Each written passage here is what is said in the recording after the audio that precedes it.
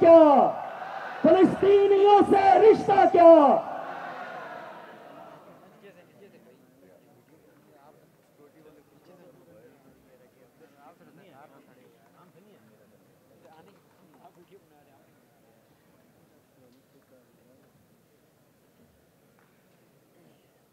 الحمد للہ رب العالمین والصلاة والسلام علی رسولہ الکریم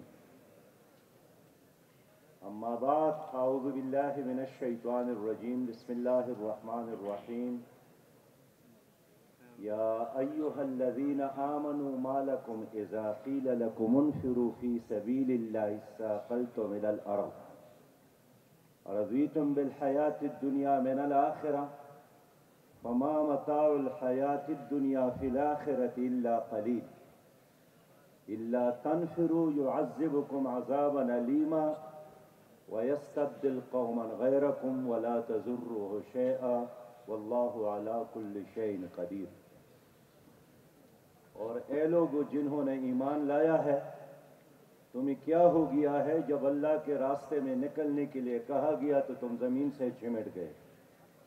کیا تم نے دنیا کی زندگی کو آخرت کے مقابلے میں پسند کیا ہے؟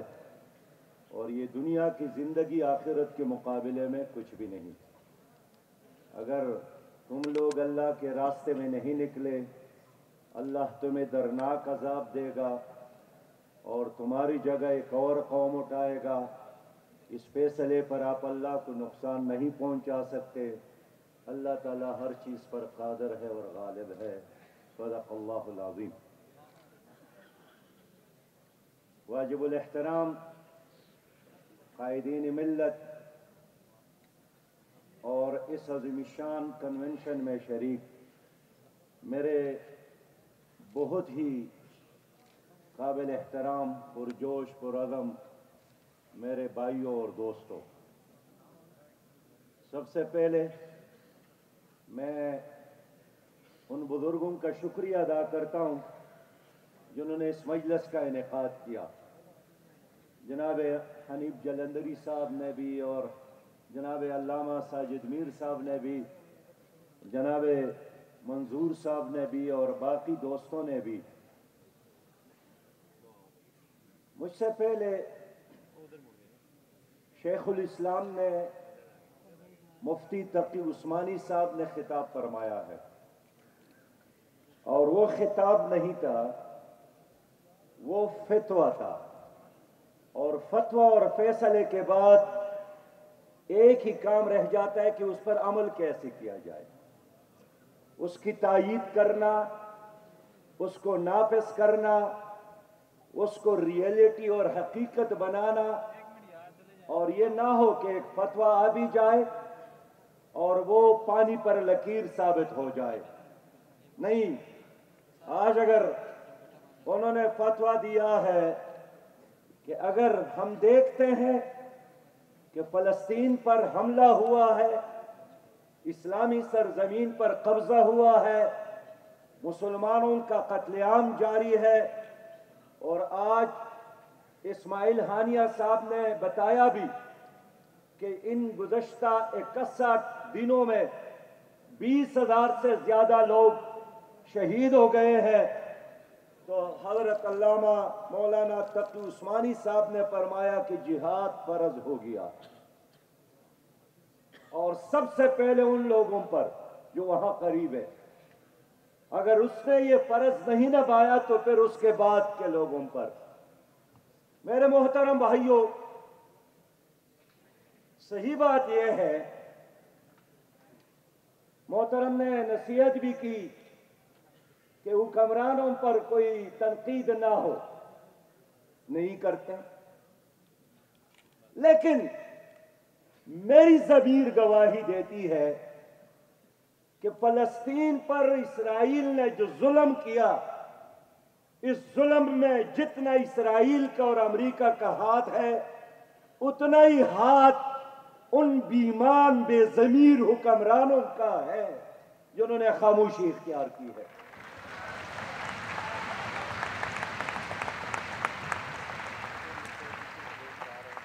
آج اگر اس اسٹیج پر खुलफाए राशिदीन में से एक होते, सहाबा किराम में से एक होते, उसका फतवा क्या होता?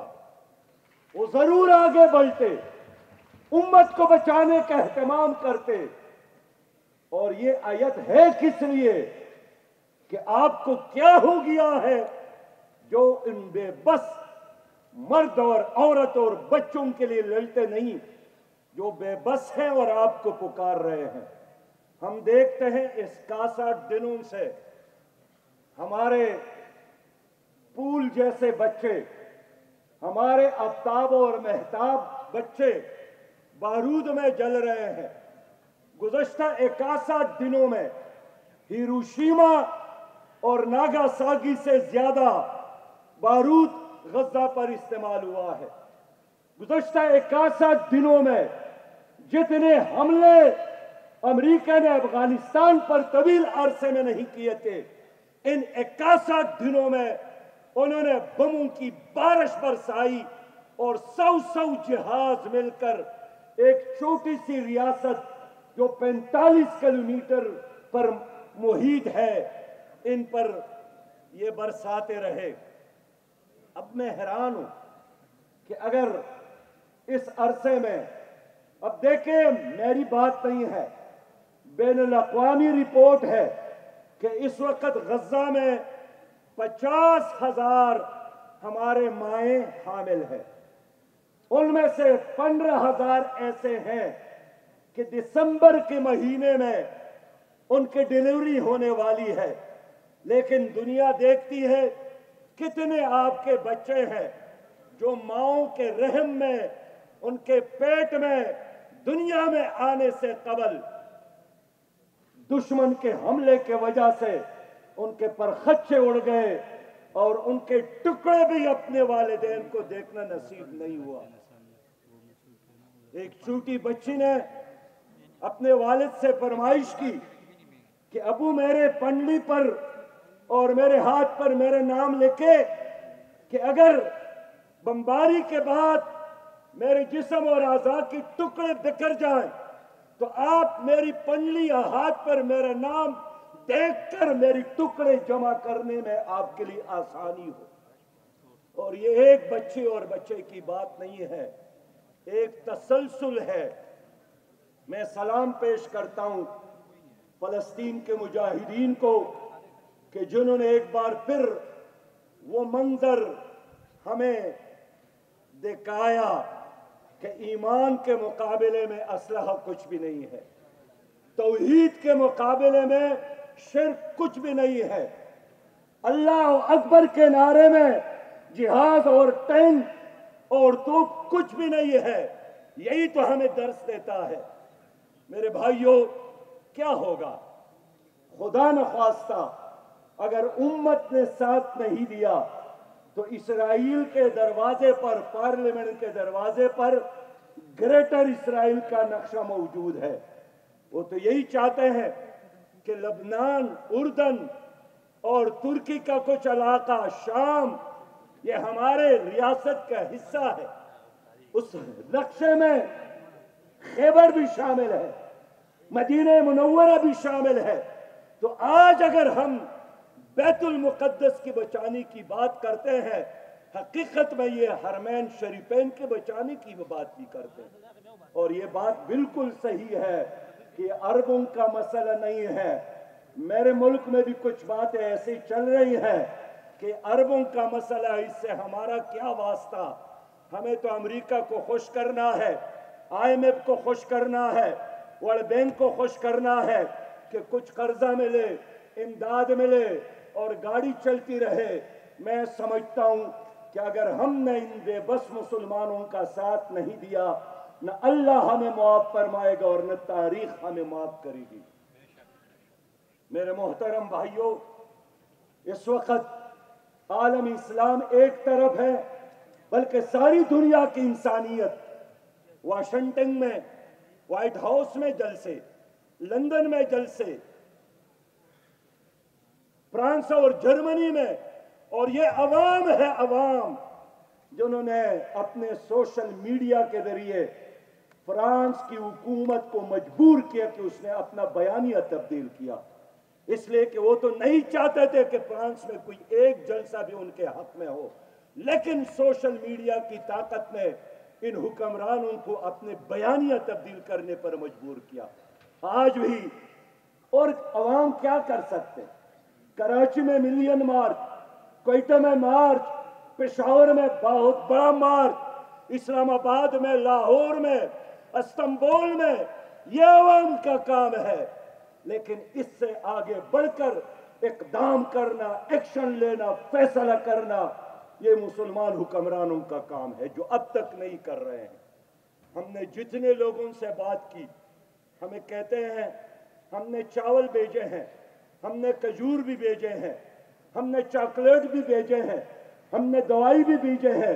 خدا کے بندو، توپ اور ٹینک اور جہاز کا مقابلہ کوئی آلو، ٹماٹر اور گوبھی سے ہو سکتا ہے یا جہاز اور توپ اور ٹینک سے ہو سکتا ہے؟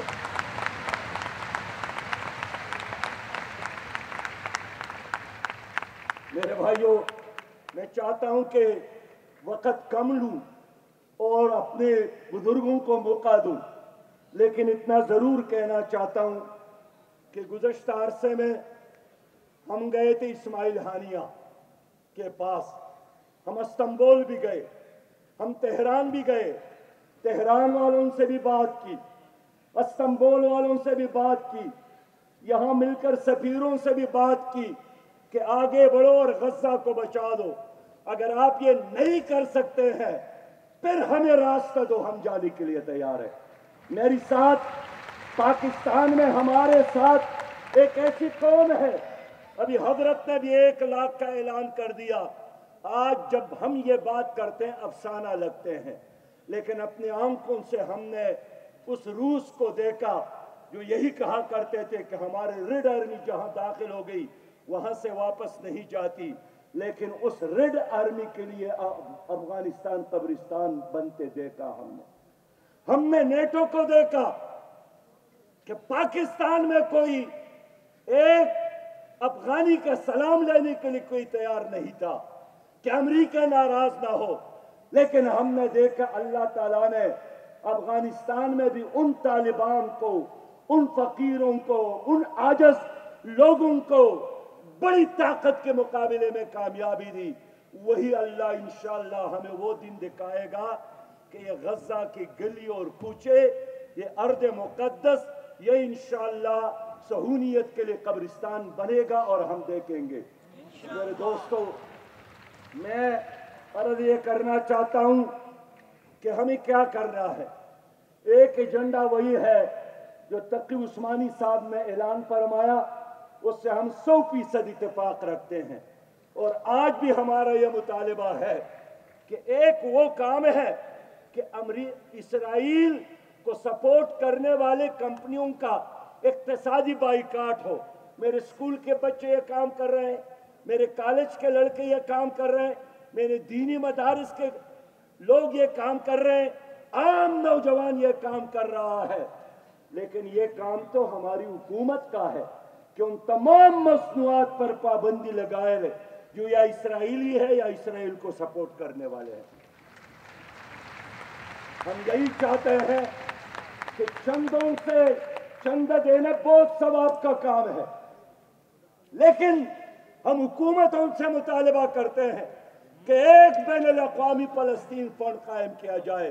آج سے 5 دن قبل ایک اسلامی ملک نے فنڈ کا اعلان کیا، ماحولیات، دنیا کی ماحولیات بہتر بنانے کے لیے $30 ارب کا اعلان کیا، $30 ارب کا۔ تو اگر انوائرمنٹ کے لیے آپ $30 ارب کا اعلان کر سکتے ہیں تو فلسطین کو بچانا یہ تو ایمان کا تقاضا ہے، یہ تو اللہ اور رسول کا حکم ہے۔ اللہ کا گھر محفوظ نہ ہو، ہمارے گھر کیسے محفوظ رہیں گے؟ امت کے بیٹیاں محفوظ نہ ہو، ہم بھی اس امت کا حصہ ہے، ہم کیسے محفوظ رہیں؟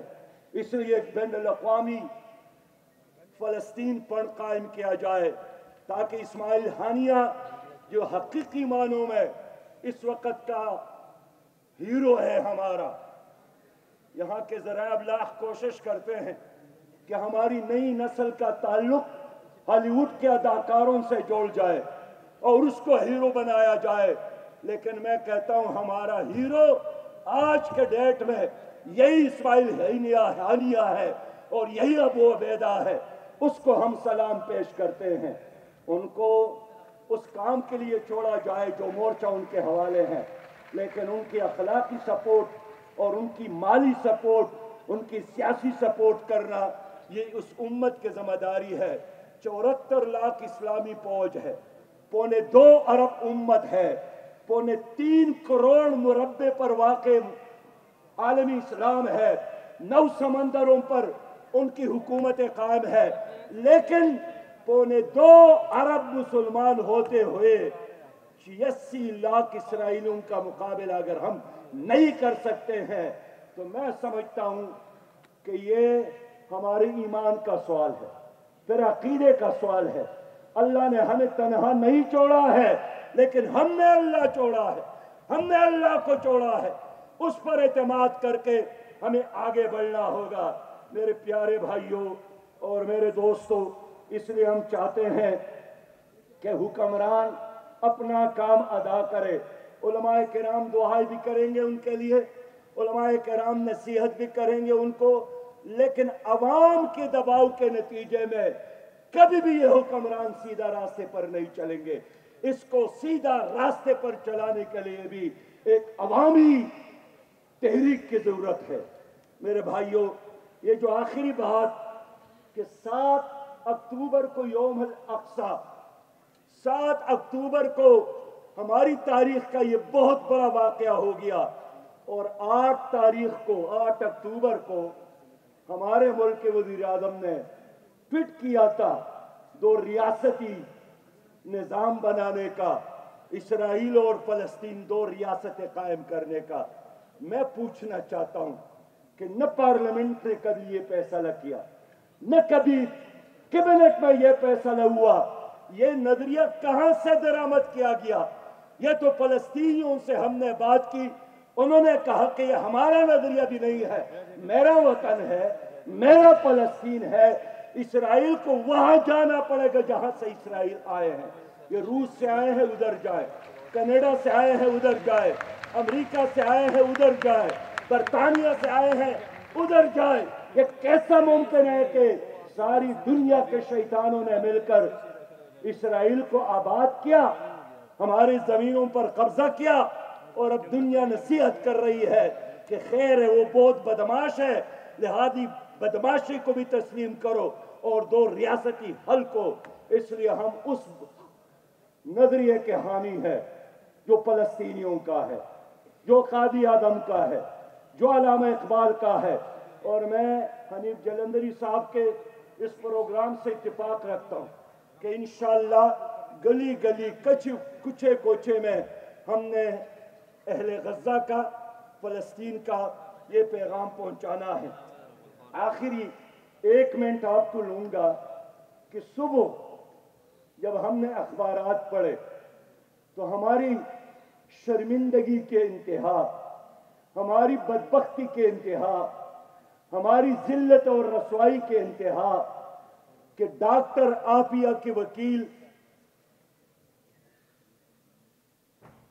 اس نے سٹیٹمنٹ دیا اور ٹی وی کو انٹرویو دیا کہ مجھے عافیہ نے بتایا ہے، جن کا انہوں نے باقاعدہ رپورٹ جمع کی ہے کہ ان کے ساتھ جیل میں اس پر جنسی تشدد ہوا ہے اور کئی بار ہوا ہے، اور اس نے یہ اعتراف کیا کہ اس مسئلے کے بارے میں حکومت پاکستان آگاہ بھی ہے۔ لیکن اتنا بڑا جرم، اتنا بڑا ظلم کہ ایک عورت، بے بس عورت آپ کے جیلوں میں پڑی ہے، آپ انسانی حقوق کی بات کرتے ہیں، آپ عدل اور قانون کی بات کرتے ہیں، آپ دنیا کو ورلڈ آرڈر دینے کی بات کرتے ہیں، لیکن آپ کے جیلوں میں ایک بچی محفوظ نہیں ہے، اور تمہارے یہودیوں کو ہمارے فلسطینی بھائیوں نے گرفتار کیا تو جب 85 سالہ عورت کو اور 45 سالہ عورت کو انہوں نے رہا کر دیا تو جاتے وقت واپس آ گئی اور اس فلسطینی مجاہد کو سلام کیا، احترام دیا اور خراج تحسین پیش کی۔ اسرائیلی پولیس نے کہا کہ آپ نے یہ کیوں کیا؟ انہوں نے کہا کہ اس مجاہد نے جیل میں میرے ساتھ عزت کی برتاؤ کی ہے، مجھے احترام دیا ہے، یہی کردار تمہارا ہے، یہی کردار ہمارا ہے۔ جاتے جاتے میں حکومت پاکستان سے کہنا چاہتا ہوں، وزیر اعظم صاحب، صدر سے بھی، آرمی چیف سے بھی، کہ خدا کے لیے کل آپ سب نے حضور کی خدمت میں حاضر ہونا ہے تو ڈاکٹر عافیہ کے رہائی کے لیے اپنی تمام تر صلاحیتوں کو استعمال کرے، اس لیے کہ ان کے ہاتھ قیامت میں ہمارے گریبان میں ہوں گے۔ بس لوگوں، نہ منہ چھپا کر جیے، نہ سر جھکا کر جیے، ستمگروں کی نظر سے نظر جھکا کر جیے، نظر ملا کر جیے۔ اگر ایک رات کم جیے تو کم ہی صحیح، یہی کافی ہے کہ ہم مشعل جلا کر جیے۔ السلام علیکم ورحمۃ اللہ۔ محوی خطاب تھے جناب سراج الحق صاحب، جو آپ کے خون کو گرما رہے تھے۔ اس کے بعد